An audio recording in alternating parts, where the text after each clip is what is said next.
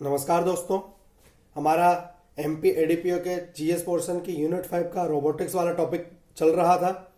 Robotics के वर्गीकरण को हम आधा पढ़ चुके थे हमारी लास्ट क्लास में। उसी के आगे आज हम अपना टॉपिक कंप्लीट करने जा रहे हैं। मेरे द्वारा मध्य प्रदेश के बजट से संबंधित सारे आंकड़े, सारे फैक्ट मेरे टेलीग्राम चैनल पे अपलोड कर दिए गए हैं। ये फैक्ट आपके एमपी करंट के हिसाब से काफी महत्वपूर्ण हो सकते हैं। चाहे आप किसी भी एग्जाम की तैयारी कर रहे हो, मध्य प्रदेश से संबंधित हर एग्जाम में एमपी करंट अफेयर में मध्य प्रदेश से बजट से संबंधित महत्वपूर्ण आंकड़े पूछे जाते हैं। तो आप हमारे टेलीग्राम ग्रुप को ज्वाइन करें और वहां पर आपको ये सारे आंकड़े व्यवस्थित रूप में मिल जाएंगे। मेरे द्वारा वही आंकड़े आपको दिए गए हैं जो मध्य प्रदेश सरकार के द्वारा डाले गए हैं। तो वो आंकड़े बिल्कुल एक्यूरेट हैं और पढ़ने में बहुत ईजी है। आज हम शुरू करते हैं हमारे रोबोटिक्स वाले टॉपिक को। जो हमारा वर्गीकरण चल रहा था उसी में आज देखेंगे हम फ्लाइंग रोबोट। कुछ होते हैं फ्लाइंग रोबोट। फ्लाइंग रोबोट में होता है पहला अनमेड एरियल व्हीकल। ये बिना मनुष्य की सवारी वाला एक एरियल व्हीकल होता है। नॉर्मली आप ड्रोन बोल सकते हो। जो ड्रोन होते हैं, ड्रोन इसी टाइप के होते हैं, बिना मनुष्य के चलते हैं। ठीक है। कुछ महत्वपूर्ण ड्रोन्स के नाम है arrear penguin, arrear jelly, air रे। ये हल्के उड़ने वाले रोबोट हैं। ठीक है। आर्निथोप्टर, याद रखिएगा, इस शब्द को याद रखिएगा, आर्निथोप्टर। आर्निथोप्टर पक्षी के समान उड़ने वाले रोबोट होते हैं, जो पक्षी की तरह उड़ते हैं। आर्निथोप्टर। अभी एक मूवी आई थी, आपने उसमें देखा होगा, एक ड्रोन बनाया गया था जो पक्षी की तरह उड़ता है। ठीक है। इसके कुछ उदाहरण SmartBird, DelFly, RoboBee. Question आएगा स्मार्ट बर्ड, डेल फ्लाई और रोबोबी किस टाइप के रोबोट हैं? तो आर्निथोप्टर टाइप के रोबोट हैं। ये पक्षी के समान होते हैं और उड़ते हैं। एक आया था स्वाबनेट प्रोजेक्ट। स्वाबनेट प्रोजेक्ट। स्वाबनेट प्रोजेक्ट क्या था? ये उड़ने वाले रोबोट थे जो आपदा प्रबंधन में कार्य कर रहे थे। कहीं भी अगर आपदा होती है तो वहां ड्रोन की सहायता से पहुंचना बहुत ज्यादा फायदेमंद होगा और बहुत ज्यादा इजी होगा और ये काफी उपयोगी हो सकते हैं। इसका एक प्रोजेक्ट आया था swamp net project, SMAWNET net project, याद रखिएगा। फिर है कुछ mobile spherical robot. Mobile spherical robot, इसमें आता है स्फेरिकल बॉल के अंदर बनाया जाता है। मोबाइल स्फेरिकल रोबोट किस टाइप के रोबोट होते हैं? ये स्फेरिकल बॉल के अंदर बनाए जाते हैं। एक गेंद है, इसके अंदर ही पूरा रोबोट बना दिया गया है। और कैसे चलता है ये इस बॉल की सहायता से ही चलता है। ये बॉल जो है इसी की सहायता से चलता है। तो इसको बोलते हैं हम मोबाइल स्फेरिकल रोबोट। याद रखिएगा, मोबाइल स्फेरिकल रोबोट। एक बनाया गया था tumble weed ball. Tumble weed ball इसी टाइप का एक बॉल रोबोट था। ये अंतरिक्ष यात्रियों की सहायता के लिए बनाया गया था। क्वेश्चन आएगा अंतरिक्ष यात्रियों की सहायता के लिए इनमें से कौन सा रोबोट बनाया गया है? तो टम्बल बीट बॉल रोबोट। ठीक है। एक है रोटसन ग्राउंड बोट। ये निगरानी रोबोट है। रोटसन ग्राउंड बोट ये एक निगरानी रोबोट है। याद रखिएगा, रोटसन बाउंड बोट ये एक निगरानी रोबोट है। फिर है स्वाम रोबोट। अलग अलग रोबोट समूह कार्य करते हैं। बहुत महत्वपूर्ण क्वेश्चन पूछा जा सकता है। स्वाम रोबोट। स्वाम रोबोट किस टाइप के रोबोट होते हैं? स्वाम रोबोट किस टाइप के रोबोट होते हैं? तो कई सारे छोटे छोटे रोबोट्स एक साथ कार्य करते हैं, वो होते हैं स्वाम रोबोट। अब मान लीजिए 10 अलग अलग रोबोट बनाए गए हैं, वो सारे रोबोट काम एक साथ करेंगे। आप कई जगह आजकल इसका उपयोग देख रहे होंगे। बहुत सारे ड्रोन एक साथ काम करके कोई एक प्रोजेक्ट बनाते हैं या कुछ एक चीज बनाते हैं। ये स्वाम रोबोट का उदाहरण है, याद रखिएगा। बहुत सारे रोबोट एक साथ कार्य करके कुछ प्रोजेक्ट बनाते हैं, तो स्वाम रोबोट का उदाहरण है, याद रखिएगा। अगला हमारा वर्गीकरण है माइक्रो रोबोट। 1 मिलीमीटर से कम क्षेत्रफल की होते हैं, 1 मिलीमीटर से भी छोटे होते हैं, ये माइक्रो रोबोट कहलाते हैं। याद रखिएगा, माइक्रो रोबोट का पूछा जा सकता है कि कितने छोटे होते हैं, तो याद रखिएगा 1 मिलीमीटर से छोटे होते हैं माइक्रो रोबोट। एक और आता है नैनो रोबोट। नैनो रोबोट ये 10⁻⁹ मीटर के आकार के रोबोट होते हैं। याद रखिएगा, माइक्रो 1 मिलीमीटर से छोटे होते हैं और नैनो रोबोट 10⁻⁹ मीटर के आकार के रोबोट होते हैं। इनका बेसिकली उपयोग क्या होता है? सबसे ज्यादा जो इनका उपयोग हो रहा है वो चिकित्सीय पर्पस से हो रहा है। मेडिकल उपयोग सबसे ज्यादा हो रहा है। मेडिकल डिवाइसेस बनाई जाती हैं, उसमें छोटे छोटे रोबोट्स का प्रयोग किया जाता है जो स्वास्थ्य कार्यों में उपयोग किया जा सकता है। अब हम अनुप्रयोग के आधार पर, हमारा वर्गीकरण के आधार पर हम रोबोट देख चुके हैं। वर्गीकरण के आधार पर हम मूवेबल, इमूवेबल, पहिए वाले रोबोट देख चुके थे, पैर वाले रोबोट देख चुके थे, स्विमिंग रोबोट देख चुके थे। आज की क्लास में हम फ्लाइंग रोबोट देख चुके हैं। मोबाइल स्फेरिकल रोबोट क्या होता है ये हम पढ़ चुके हैं। स्वाम रोबोट क्या होता है ये पढ़ चुके हैं। माइक्रो रोबोट क्या होता है ये पढ़ चुके हैं। नैनो रोबोट क्या होता है ये पढ़ चुके हैं। अब अनुप्रयोग यानी उपयोग के आधार पर अगर हम रोबोट का वर्गीकरण करें, हमें सिर्फ वो फैक्ट पढ़ने जो हमारे एग्जाम पॉइंट ऑफ व्यू से इंपॉर्टेंट है, तो हम सिर्फ उन रोबोट्स को याद रखेंगे जिनसे क्वेश्चन आने के चांसेस हैं। अनुप्रयोग यानी उसके उपयोग के आधार पर सबसे पहला उपयोग आप आपदा प्रबंधन में कर सकते हो। आपदा प्रबंधन में रोबोटिक्स का बहुत ज्यादा उपयोग हो सकता है। आपदा प्रबंधन में सबसे ज्यादा उपयोग हो सकता है रोबोटिक्स का। इसमें कुछ महत्वपूर्ण रोबोट है जैसे पायोनियर। पायोनियर एक टाइप का रोबोट है जिसका आपदा प्रबंधन में उपयोग होता है। सेनेका, सेनेका किस देश का रोबोट है पूछा जा सकता है, जर्मनी का। आपदा प्रबंधन में इसका उपयोग होता है। एक महत्वपूर्ण रोबोट है ब्लूफिन 21। ब्लूफिन 21, ब्लूफिन 21 का उपयोग मलेशिया का जो विमान खोया गया था हिंद महासागर में। आपने 1-2 साल पहले खबर सुनी होगी कि मलेशिया का एक विमान है जो हिंद महासागर में खो गया है और उसे नहीं मिल रहा है। उसको खोजने के लिए ब्लूफिन 21 नाम का एक सबमरीन रोबोट बनाया गया था। जो उसको खोजने के लिए क्या है, ब्लूफिन 21 नाम का एक सबमरीन रोबोट बनाया गया था जो हिंद महासागर में मलेशिया का जो विमान है MS-370 उसको खोज रहा था। क्वेश्चन पूछा जा सकता है कि मलेशिया का जो गुमा हुआ विमान था MS-370 उसको खोजने के लिए कौन सा रोबोट यूज किया गया, तो ब्लूफिन 21 याद रखिएगा। ऐसे ही डीआरडीओ के द्वारा विकसित है एटलस। बहुत महत्वपूर्ण क्वेश्चन आ सकता है कि एटलस किसके द्वारा विकसित है। एटलस है डीआरडीओ के द्वारा विकसित। एटलस डीआरडीओ के द्वारा बनाया गया। डीआरडीओ नॉर्मली आप लोगों को पता है defence research development organisation. DRDO भारत की सबसे बड़ी संस्था है डिफेंस के सेक्टर की। DRDO defence research and development organisation, DRDO, इसके द्वारा बनाया गया है एटलस। आग में फंसे लोगों को बचाने में कार्य करता है, याद रखिएगा। क्वेश्चन पूछा जा सकता है एटलस किसके द्वारा बनाया गया, डीआरडीओ के द्वारा। आग में फंसे लोगों को बचाने में कार्य करता है। अब अनुप्रयोग के आधार पर दूसरा अनुप्रयोग हम देखते हैं स्वास्थ्य में साइबर नाइफ।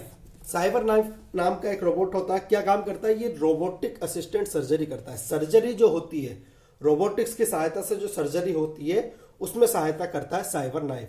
भारत में पहली रोबोटिक्स वाली सर्जरी दिल्ली एम्स में हुई थी, याद रखिएगा। भारत में पहली रोबोटिक्स की सहायता से सर्जरी दिल्ली एम्स में हुई थी। साइबर नाइफ क्या करता है, ये सर्जरी में सहायता करता है। सर्जरी में सहायता करता है, याद रखिएगा। रीवा, ठीक है, रीवा का फुल फॉर्म पूछा जा सकता है, robot for interactive body assistant. ठीक है, ये एक टाइप का रोबोटिक नर्स है, यानी आप मान लीजिए एक व्हील चेयर टाइप की रोबोटिक नर्स है जो आपकी सहायता के लिए होती है। अभी कोविड में आपने देखा होगा कि मरीजों को क्या कहते नर्स या डॉक्टर छू नहीं पा रहे थे, टच नहीं कर पा रहे थे, तब इस टाइप के रोबोट्स का काफी उपयोग हो सकता था। इस टाइप के रोबोट्स जो मरीजों को टच कर सकते थे, उनकी हेल्प कर सकते थे।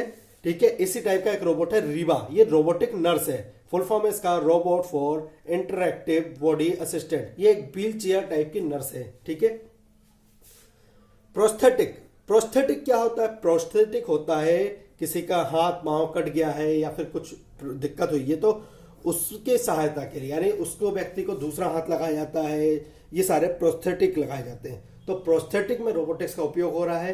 ठीक है, तो उसे बोलते हैं प्रोस्थेटिक। अंग प्रत्यारोपण में कार्य होता है।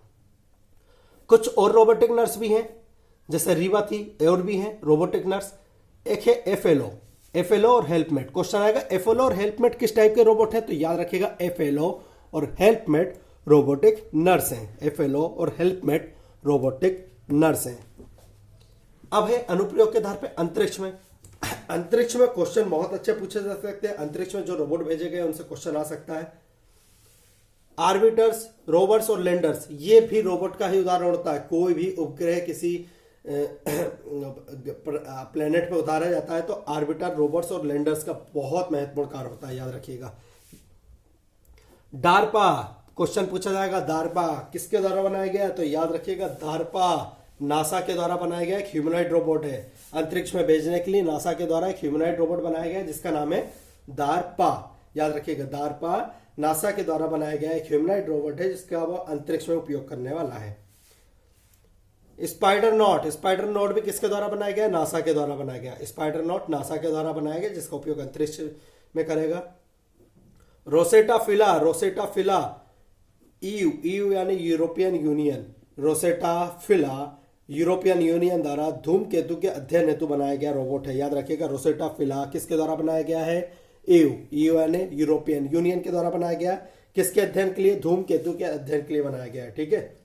ल्यूनार रोबोटिक्स चंद्रयान-2 जो भारत भेजने वाला है चंद्रयान-2 उसमें भेजेगा। याद रखिएगा ल्यूनार रोबोटिक्स चंद्रयान-2 के लिए बनाया गया है। अगला है सोजोनर मंगल ग्रह के जो निष्कर्ष है उनको पृथ्वी पर भेजने के लिए। याद रखिएगा मंगल ग्रह पे जो उपग्रह हमारे उतारे गए हैं मंगल ग्रह पर, वहां से वो जो निष्कर्ष निकालेगा, निष्कर्ष मतलब वहां से जो चीजें उठाएगा उसको धरती पे भेजने के लिए सोजोनर्स एक यान बनाया गया है। याद रखिएगा सोजोनर्स। स्प्रिट 2004 में मंगल ग्रह पे भेजा गया था। 2004 में मंगल ग्रह पे ये नासा के द्वारा भेजा गया था। याद रखिएगा स्प्रिट। प्रतिरक्षा यानी डिफेंस में कौन कौन से रोबोट्स काम कर रहे हैं?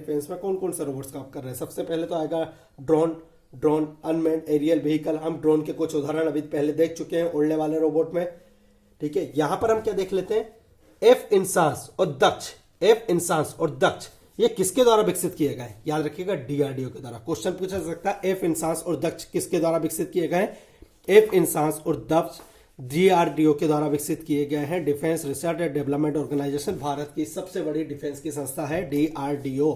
इसके द्वारा दक्ष और एफ इंसास जैसे रोबोट विकसित किए गए हैं। बोस्टन डायनेमिक रोबोट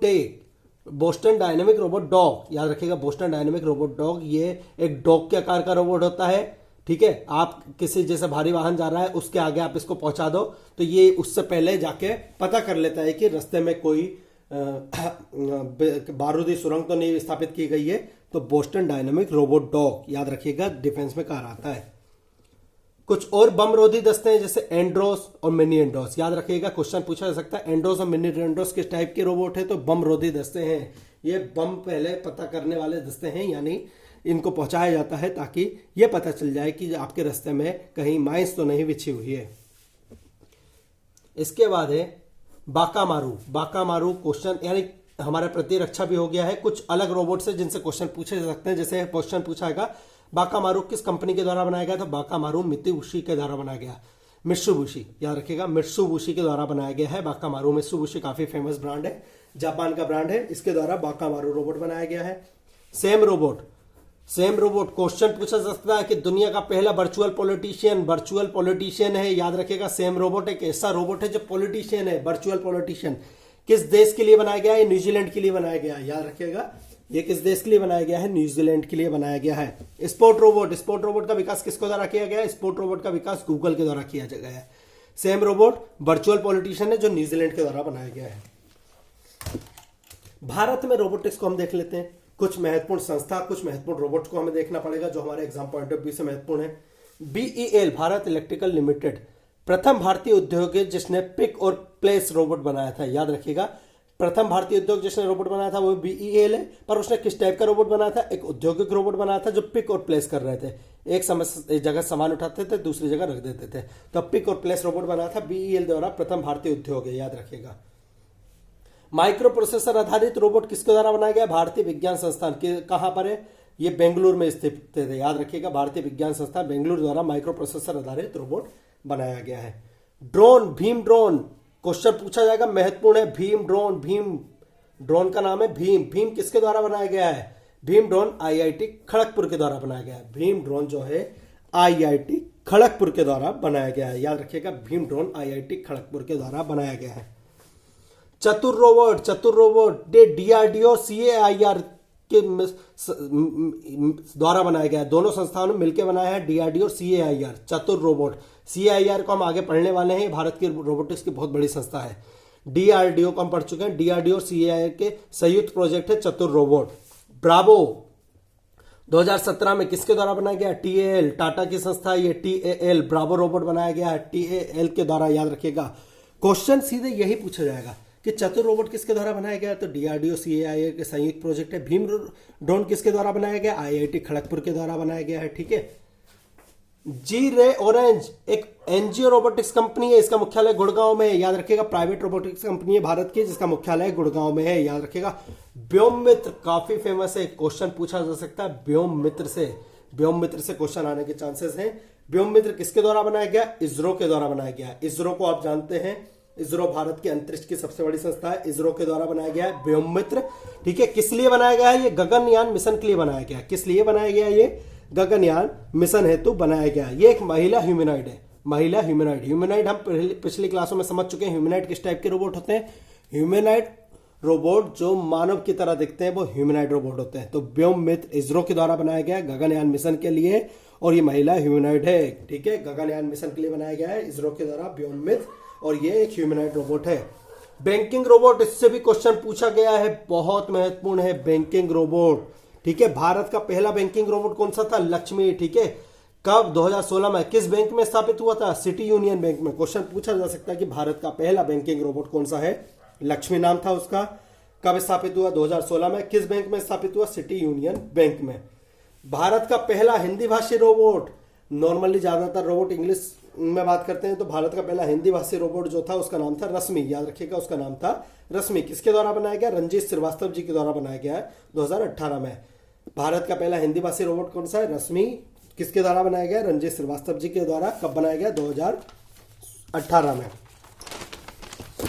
अब भारत में रोबोटिक्स के प्रमुख संस्था अभी हमने देखा था CAIR का फुल फॉर्म होता है centre for artificial intelligence and robotics. CAIR का फुल फॉर्म होता है centre for artificial intelligence and robotics.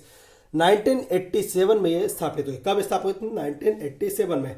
इसका मुख्यालय बेंगलुरु में है, याद रखिएगा। मुख्यालय कहाँ है? बेंगलुरु कर्नाटक में है, ठीक है। इसके द्वारा कुछ महत्वपूर्ण जो रोबोट बनाए गए, रोबोसेन, ये सेना में पेट्रोलिंग में सहायता करता है। रोबोसेन याद रखिएगा CAIR के द्वारा बनाया गया है, ये सेना को पेट्रोलिंग में सहायता करता है। एक गरुड़ रोबोट बनाया गया उड़ने वाला HAL की सहायता से, हिंदुस्तान एरोनॉटिक लिमिटेड HAL, इसका मुख्यालय भी बेंगलुरु में है। गरुड़ रोबोट बनाया गया है HAL की सहायता से, याद रखिएगा। CAIR के द्वारा गरुड़ रोबोट बनाया गया HAL की सहायता से। एक स्नेक रोबोट बनाया, ये भी आपदा प्रबंधन में कार्य करता है।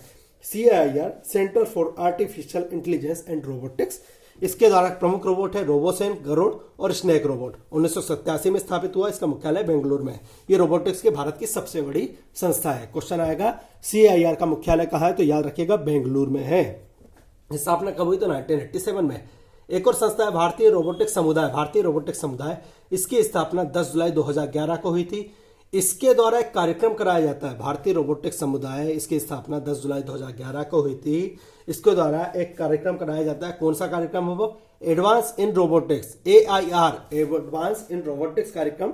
ये रोबोटिक्स पे शोध के लिए होता है, हर 2 साल में होता है। पहला जो कार्यक्रम हुआ था ये सन 2013 में हुआ था पूना में, याद रखिएगा। पहला जो कार्यक्रम सन 2013 में एडवांस इन रोबोटिक्स का हुआ था वो पूना में हुआ था, और 2021 वाला जो कार्यक्रम है AIR का वो कानपुर में होना था, याद रखिएगा। 2021 वाला जो कार्यक्रम है AIR का वो कानपुर में होना था। इसके बाद है all India council for robotics and automation. All India council for robotics and automation, ये 2014 में बनी है। ये भी रोबोटिक्स के क्षेत्र में शोध कर रही है, एक महत्वपूर्ण संस्था है, ठीक है। भारत में रोबोटिक्स की महत्वपूर्ण संस्था ये 3 ही है, CAIR, भारतीय रोबोटिक्स समुदाय, और all India council for robotics and automation, ठीक है। आज हमारा रोबोटिक्स वाला टॉपिक कंप्लीट हो गया है। नेक्स्ट टॉपिक की क्लास आपके जल्दी अपलोड कर दी जाएगी। मेरे द्वारा सारा बजट का जितना भी आंकड़ा है मेरे टेलीग्राम चैनल पर अपलोड कर दिया गया है, जो आपके करंट अफेयर के लिए काफी महत्वपूर्ण हो सकता है। रोबोटिक्स की PDF भी मेरे द्वारा मेरे टेलीग्राम चैनल पे अपलोड कर दी जाएगी, तो आप मेरे टेलीग्राम चैनल से जरूर जुड़ जाइए। अगर आपकी कोई एडवाइस है तो आप मेरे को कमेंट के द्वारा जरूर बताइए। Thank you.